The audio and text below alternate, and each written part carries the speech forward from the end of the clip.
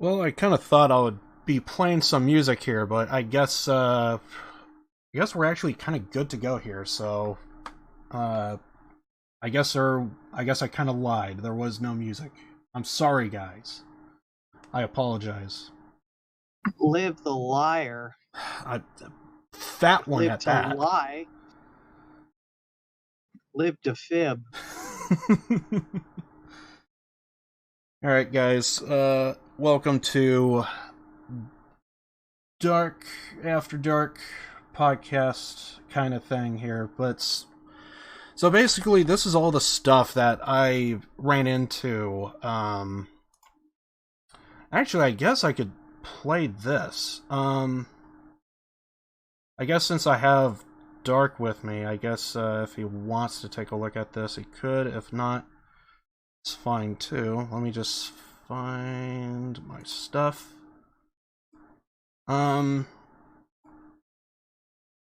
So I actually came across this trailer actually, so I kind of wanted to show off this trailer. There is a little bit of a song in there, so I might cut it off halfway, I'm not sure. It just kind of looks interesting, so I was gonna ask Dark if he wanted to see it, but we're here now, so we're just gonna go ahead and play it. Let me see if we got the audio going here.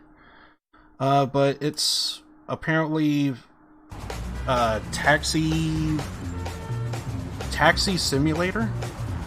So I kind of like the song to it. So if you remember Crazy Taxi, that's kind of what this reminds me of.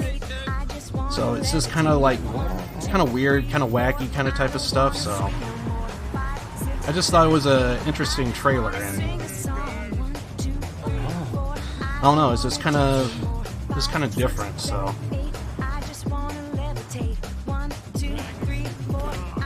I think there was a scene here I really liked.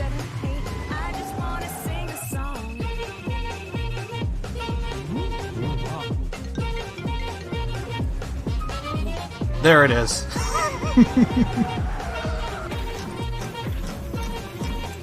Yeah, so apparently you can customize the taxi cab. I don't know, I just kind of thought this was something... I just thought this was something different, is all. Definitely a game that there's an interest there, but there's kind of like... see how it goes. Not a game I'm like dying to try out, but I think it will be like unique just to see like the different incidences that takes place. So I feel like as long as it's allowed to be streamed on Twitch, it'd be like a one-time, fuck it, play it, one stream. I know, one and done game. Seems perfect for that. yeah, kind of like a little bit of. I always use the term throwaway for that, like just one time only. It kind of reminded me of San Andreas kind of driving, looking at it. Yeah, I can see that a little bit.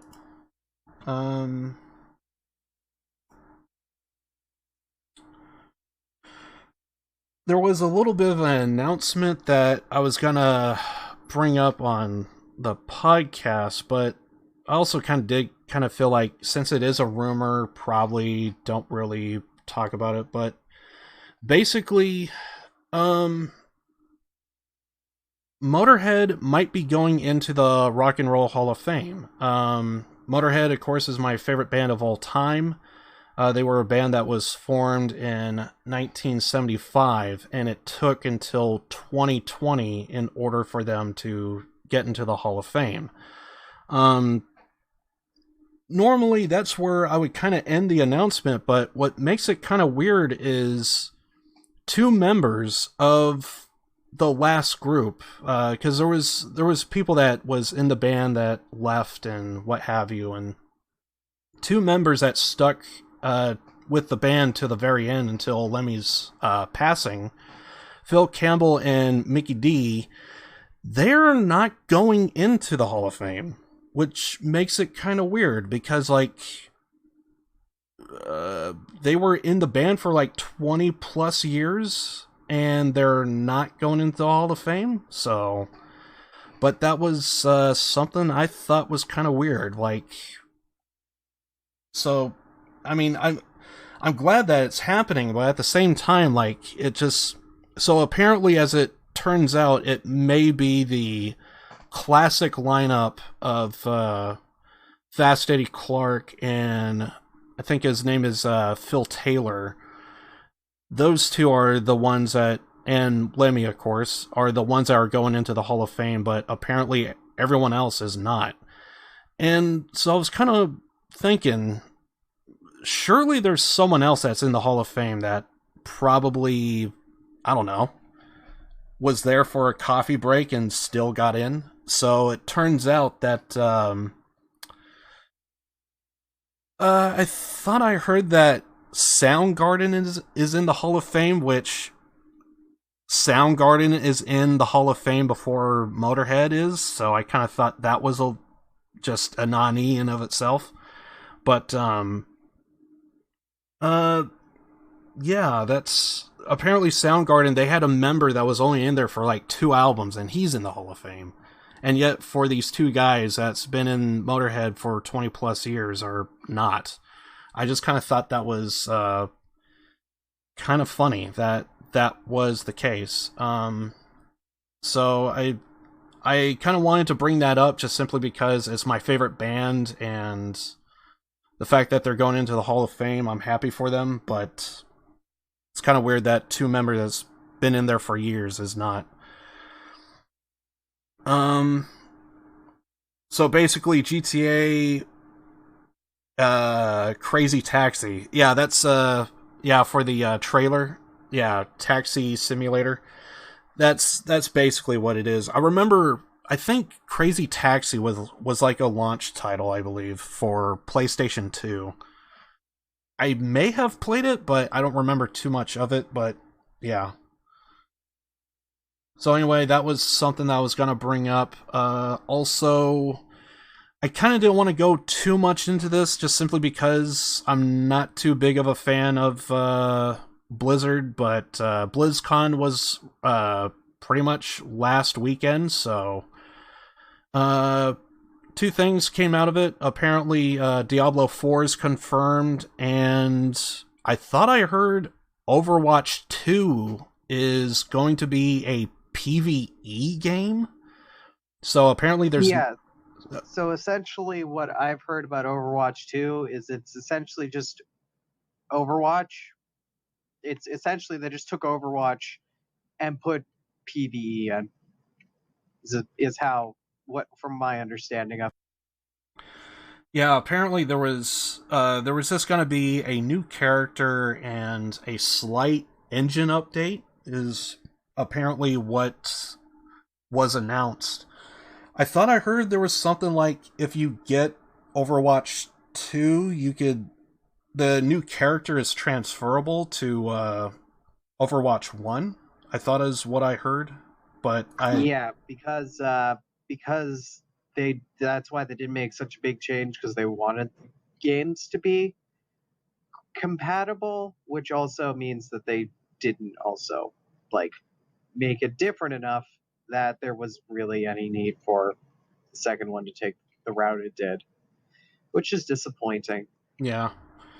And then I also thought I heard they stopped paid DLC for Overwatch 1, so I'm guessing that's probably why they're going with Overwatch 2, is so that way they could, it's kind of their workaround to getting the DLC, but I don't know. It's just I didn't really understood the whole thing, so I kind of felt maybe I shouldn't bring it up, but it's still a thing, and I figured, well, there's probably someone that is probably looking forward to it, or maybe knows a little bit about it, and they might be able to fill in the blanks. So, yeah, there's that. I believe if anyone's looking forward to Death Stranding, I think that released yesterday. As I understood it, it's basically a glorified delivery game simulator. So, there you go. Only wanted to bring this up because apparently there was a joke to it. For anyone that cares, it's good to know that Mixer and everyone is actually finally listening to us. Apparently, King Gathalion, Shroud, and they all moved to Mixer, and also Courage JD is moved to YouTube. Oh my god. Oh my god. Shit. I don't know where I'd find it, but there was. Oh wait, no. Wait, is that related? Is it current? Oh shit. Wait, no. I'm thinking of something else. Never mind. I was thinking of another video I watched. Oh, okay. But it was yeah, yeah. I think it's completely different. Oh wait, yeah, it is completely different. Never mind. All right. But I should probably find it and link it to you because you'll get a kick out of it. Yeah, I'll check it out. But anyway, for those that know or care, Shroud, he's basically a first-person shooter streamer. He's actually really good. He plays a lot of like PUBG and Fortnite stuff. King Gathalion apparently is a Destiny 2 streamer, or was anyway. And then Courage JD apparently is a Fortnite streamer, and I just kind of thought it was weird that YouTube finally picked somebody up after the 2 picks that, well, I guess 3 picks that Mixer got. And basically, I just wanted to bring that up just simply because I just thought this joke was somewhat funny. Come to Mixer. It's the Twitch retirement program. We have great benefits. So there's that. Death Stranding, Diablo. The last thing on the list, I guess, for now. Should I skim over this or should I go into a full rant? Basically, this is a wrestling bit, and I don't know. I could go into a full rant, but at the same time, I probably should just pass. But basically, wrestling world-wise, there was a lot of people that's been wanting to get out of their WWE contract for a long time now, and basically it reached its tipping point. Apparently, for the past year or so, WWE has a contract for Saudi Arabia. They're going to be doing shows over there. They had one, I believe, I think it was last week, I think. And basically, these wrestlers have been traveling all over the country, all over the world. They've been through so many flight delays. You would think this one would be no different. But apparently, they were stuck on a plane for 6 hours. There apparently was no mechanical issues, and this was at the time of like when they were stuck in Saudi Arabia. There was no mechanical issues. Weather was fine. So why is the plane stuck on the tarmac for 6 hours? And so then it turned into 6 hours, and then somehow it turned into a 24-hour delay. So, and all these wrestlers were stuck in Saudi Arabia. They were trying to get out, and they had to charter their own flight out of Saudi Arabia. I assume they probably tried to charter a flight not directly to the U.S., but probably to a European country, and then go from there. But apparently, people that were already wanting out of their contract, even this basically just confirmed that they just want to get out of there immediately. And you would think for $1 billion company, they would be able to like work this out. And for some reason, it's like, how do you get a 24-hour flight delay? So, and of course, Vince, he didn't stick around. He has a billionaire. he has like a private jet, so he was able to get out of there. But everyone else was, and it wasn't just the wrestlers; it was also the staff as well. They were stuck in Saudi Arabia, and so yeah, it was just kind of like a whole ordeal. And now those that were kind of on the fence with WWE, if they wanted to stick around, some of those guys are now slowly starting to want out of their contract as well. So basically, it just sounds like one big trash fire. And to think, I was actually going to say, I was going to save it for After Dark, which is why we're here, but I thought I was going to sit here and actually kind of praise Saudi Arabia a little bit, that they allowed a women's match to take place. Usually that's not like a big deal, but apparently in Saudi Arabia, that's a big deal. They've been doing this for over a year, and every single time they couldn't bring on any women. They finally did a women's match, and I thought that was okay. That's good on them, baby steps. But then this whole Saudi Arabia thing took place, and I was like, so what's going on? The rumor that is going on is basically you have essentially a peeing contest between two billionaires, a Saudi prince and Vince McMahon. Basically, what happened was, as it turns out, Saudi Arabia didn't pay the last couple of shows that WWE did. And apparently on the day of the last show that they did last week, apparently right before the show went on, a large amount of money went into Vince's bank account. I thought the number was 50 million. And so I guess Vince didn't get the memo quick enough. So as a punishment, he decided, well, we're not going to air the Saudi Arabia event live. We're going to have it on like a 2-hour delay or something like that. And Saudi Arabia didn't take that, the Saudi prince didn't take that lightly, so he decided, well, I'm going to ground your guys' plane, and you can't get out of Saudi Arabia.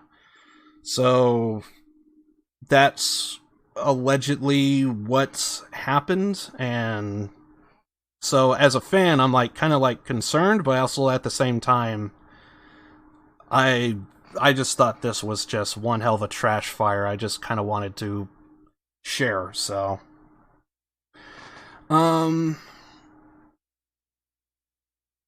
They just want Liv to calm down.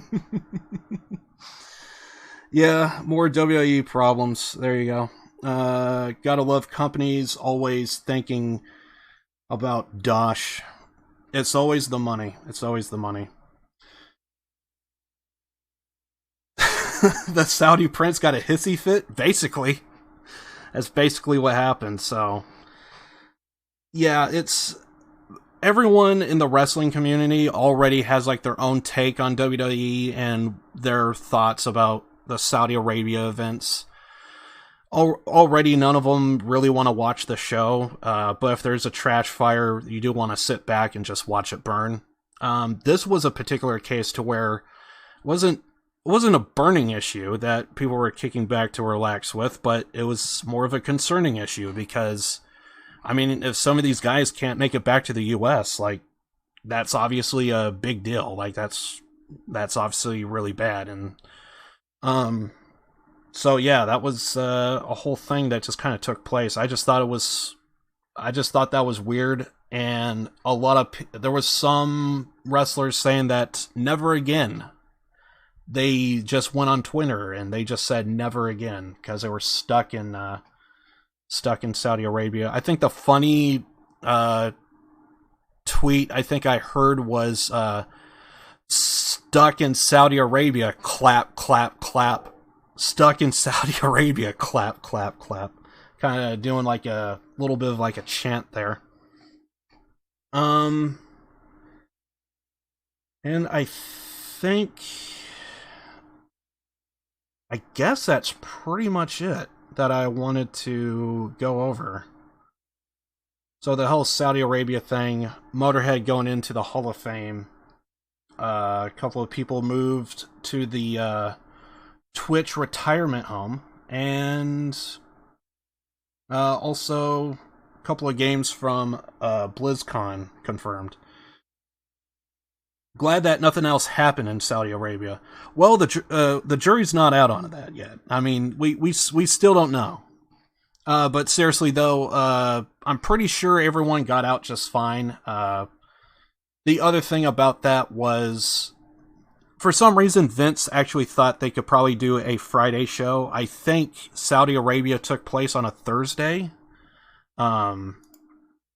Yeah, I think it was on Halloween Day, and they were supposed to do a show the next day on Friday, on the 1st, and apparently Vince thought that they could make that date. Apparently they did not. And so that kind of led to a whole thing, so... Anyway, I think that's pretty much it that I wanted to talk about. It doesn't seem like it's that much, but also at the same time, I also thought I was probably going to go into more of a rant, and I will admit, I did kind of restrain myself, so... Because I know a lot of you guys are not wrestling fans, and I kind of don't really... Whenever something's interesting, it's kind of hard to, like, give all the details, but also at the same time, you know, not go overboard with it. But yeah, the one that really blew me away out of all of this is, like, the whole Motorhead thing. Is two guys are not going into the Hall of Fame. I think that's one I'm going to be thinking about the most.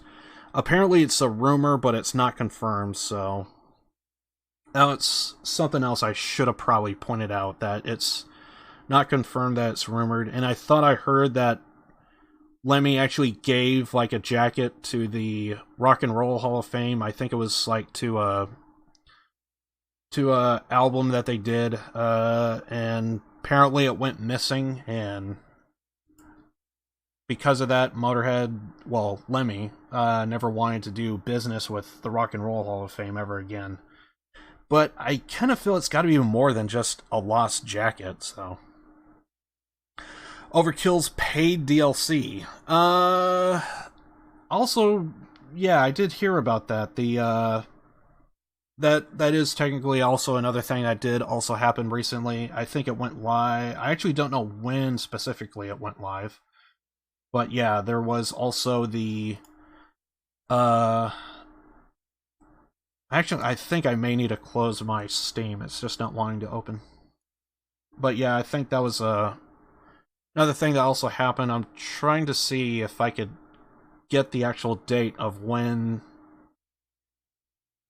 Okay, there it goes. It finally opened.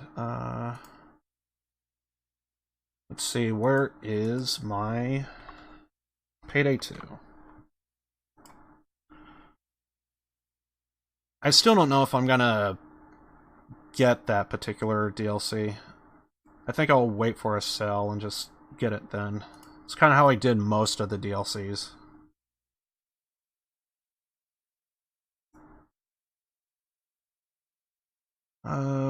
Border Crossing.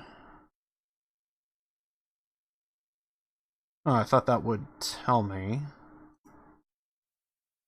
Maybe if I go here? Oh, it released November 7th. Okay. Basically $10 for a heist, a cook-off clone, some weapon gadgets, and new suits. I like the new update. Can't say the same for everyone though. Well, that's the thing about Payday 2 and basically just about anything else. There's going to be stuff that people are going to be looking forward to than most other people. Yeah, it's to be expected. I mean, you might be hyped for it, but sadly, other people around you may not share the same level of enthusiasm. Oh, actually, I should probably, I guess, bring this up. If anyone is into a game called Ruiner, it's free on Epic Games. So if you guys want to go get a free game on Epic, you could do that.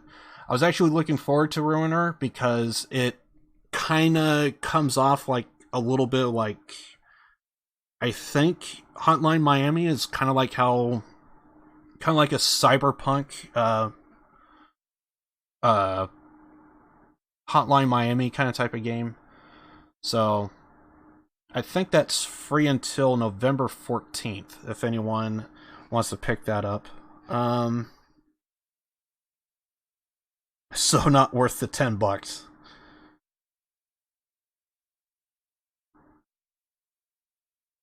Most are just reskins, to be honest. Oh, really?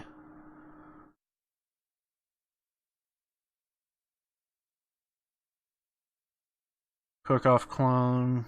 Cook-Off Clone is good. And the initial heist. New map to make money on with Locke doing the thing. The initial heist is Pog. Hard to do loud, but Pog. Yeah, I think I saw the heist done, stealth, and it's looks interesting, but I don't know if I'm gonna be too into it, but I'm definitely gonna eventually. I think I have to play it, but I don't know when I'm gonna do it. Because like with Payday 2, it's still a good game. I'm still interested in playing it, but there's kind of like I kind of did everything I wanted to get out of it, and now it's like with this, I don't think it's gonna bring me back, but I mean for one day at least, I definitely want to check it out for sure. I think it will be something different. It's their first heist after a year. That is true.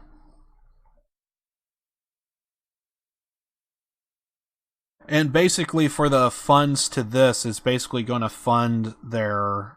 Well, the thought is it's going to basically pay for Payday 3, so. Mostly reuse assets, but the idea is good. It's good to know.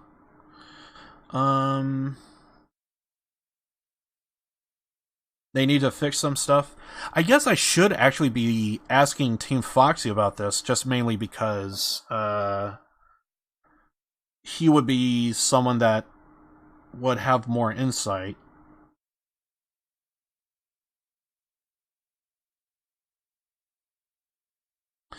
That actually, I think Josh does have a point. Like, if they do half-ass the DLC and anticipate people to kind of pay every single time, that does kind of suck. Especially if some people will feel like it's kind of half-assed.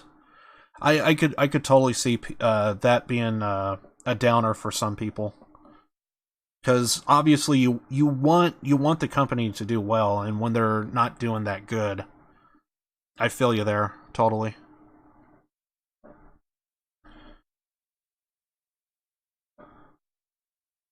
Yeah, sadly I did not see the heist done loud. I should probably do that.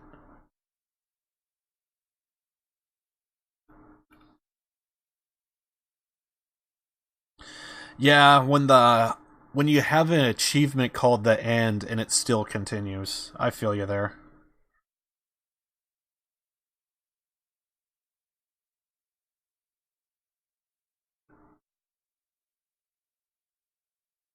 It's almost like they kind of need to like redo the end or something. But I actually did end up seeing the end, and it's so epic. It's kind of hard to like. How can you top that? Uh,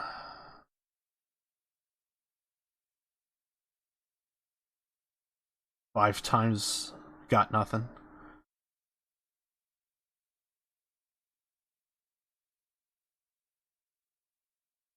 Wait, your heists, or excuse me, your achievements screwed up?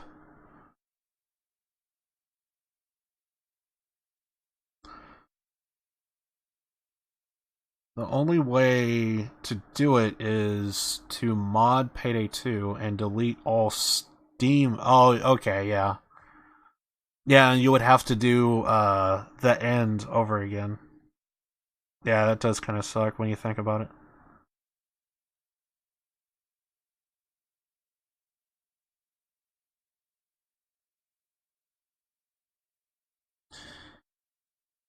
Not everyone has screwed up achievements, but most people do. Most people do, including myself. Yeah, it does. It just feels like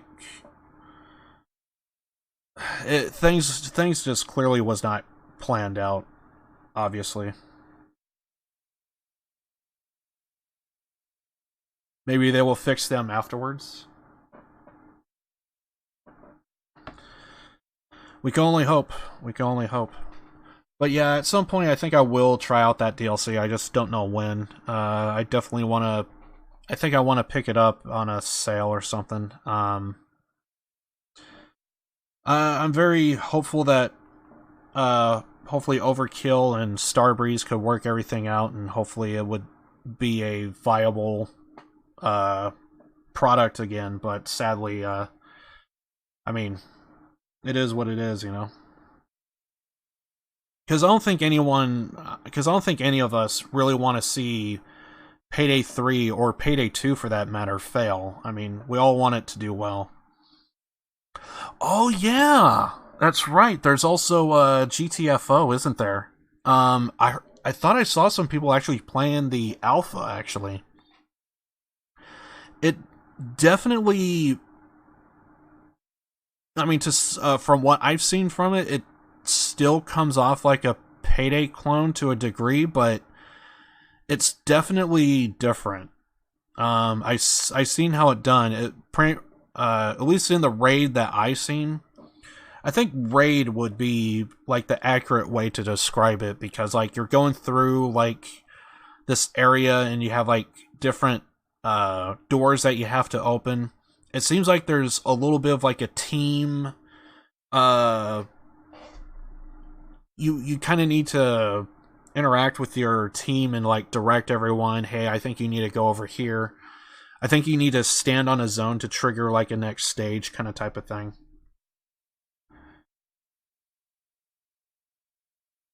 GTFO very buggy. Good thing it's in alpha. Yeah, because that's usually where most games start. Is they're in the alpha stage, and eventually they would get into beta, and then eventually go live. So, uh,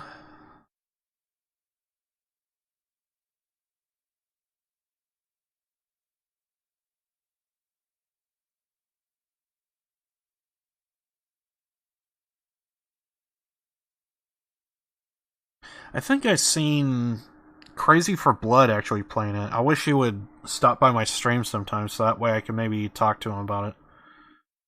Kind of sucks he doesn't like using a mic, but hopefully I can maybe like have a conversation with him, and maybe he'll give me some information about GTFO. Yeah, that is another thing. Is it is it is kind of a little bit of like a horror focused kind of type of game for sure.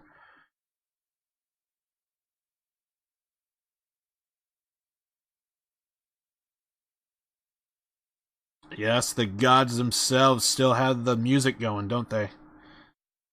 It's always a plus to see them still doing music for them. So hopefully the music would still have some good songs in there. I thought I heard the what is it? The border crossing. I thought I heard the music to that's kind of good. I guess I should ask Team Foxy because he's the one that actually played it. So,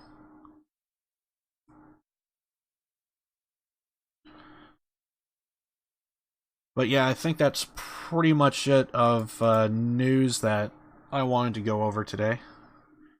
Um, that's Poggers. I got it. I think I gotta check it out then.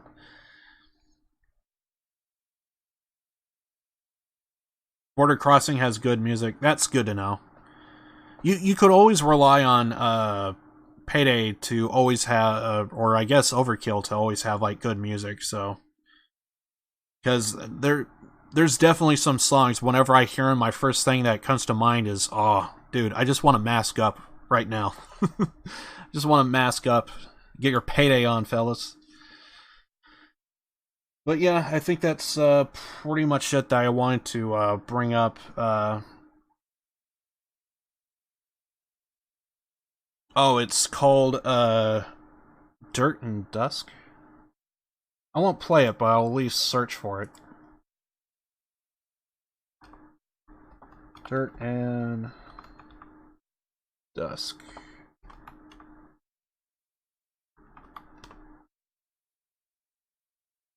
Yep, there it is. Border Crossing. I'll definitely give that a listen to. Hopefully tomorrow I'll have like an answer for it on my take on it. Has a really nice mix of typical Mexican instrumentals and techno. I thought I heard a little bit of it, and it seemed like has like a little bit of a. Well, then again, it was in stealth, so I was hearing the stealth version. It definitely had like a Wild West kind of type of vibe, but also was listening to it through my speakers, so I kind of wasn't really paying too much attention. But now I have an interest to at least hear it out, so I'm gonna be looking forward to playing that at some point tonight. So yeah. So anyway, good to know that Overkill has some good music still going for it. So all else fails, I guess we could always look forward to that. But yeah, that's pretty much it that I wanted to bring up. I think that's going to be it for me today. So yeah, I guess that's going to be it for After Dark. Hope you guys really enjoyed our podcast. I actually think this went well today with everything given. I kind of liked our podcast that we had today. Kind of sucks that some of the stuff couldn't make it to the main podcast, but this is just what happens sometimes. Sometimes a couple weeks go by and it's almost like there was almost new information every day. So, and plus I could have maybe cut short of some things in the podcast, but for the most part, I think this was good. So I do want to thank you all for showing up. Again, Team Foxy, thank you for the information about Payday 2. Thank you for reminding me about that. I know Josh pointed out some details about it as well. So I definitely want to thank you guys for that. Again, I'm going to be doing Red Dead Redemption 2 if anyone's interested in seeing about that in my playthrough. So yeah, I think that's pretty much it for me. So I do want to thank you guys for everything. And again, Team Foxy, thank you for the sub. Thank you for subbing to the channel. So yeah, I think Shrinking Horse Balls 2. Absolutely. See those highly detailed horse balls there. But anyway, guys, thank you all for showing up to the stream. I'll see you guys hopefully tomorrow for another one. Bye, everyone. Bye, everyone.